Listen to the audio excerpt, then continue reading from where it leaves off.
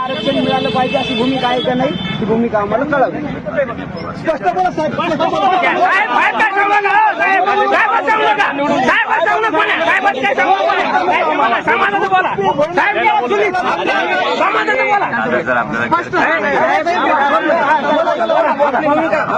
साहेब नका साहेब नका साहेब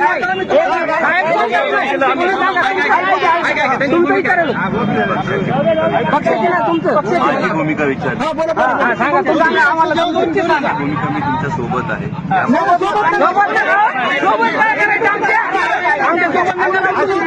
आमच्या सोबत नका राहू. सोबत नाही तेच ऐकून काय आश्वासन दिलंय ते माननीय मुख्यमंत्र्यांनी जाहीर केलं. आपण आधीच सांगितलं आपण त्याच्या सोबतच आहोत.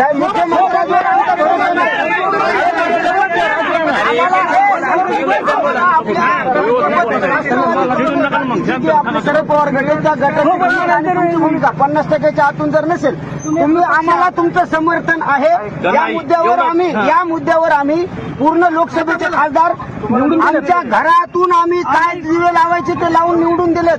आमची भूमिका आहे की तुम्ही स्पष्ट करा नाही तर मराठीच्या जीवावर पोळ्या भाजणं बंद करा. मग आम्ही आमचा निर्णय घेऊ. आमदार साहेब एवढी भूमिका समाजासोबत नाही.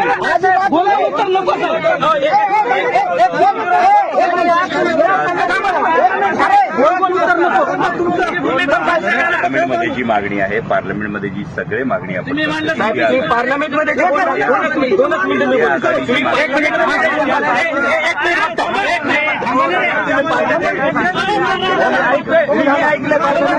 पवार साहेबांच्या पंधरा आरक्षण भेटलं पाहिजे. 2 मिनिटं थांबा फक्त 2 मिनिटं. अरे 2 मिनिटं फक्त.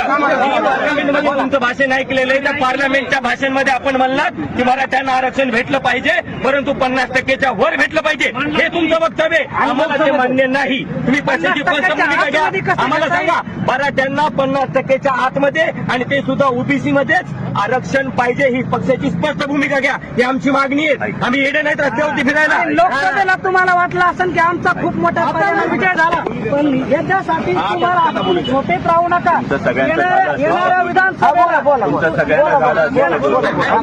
सगळ्यांना पार्लमेंटमध्ये जी भूमिका पार्लमेंटमधली जी भूमिका आहे पार्लमेंटमध्ये इंडिया आघाडीचीच एक पूर्ण भूमिका आहे जी जातीनिहाय जनगणनेची भूमिका ही जातीनिहाय जनगणनेची भूमिका